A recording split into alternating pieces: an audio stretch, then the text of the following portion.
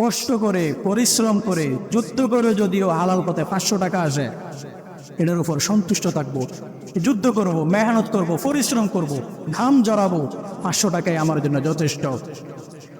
সহজ সরলভাবে বিনা পরিশ্রমে একটু কলা কৌশলে 5,000 টাকা আসবে।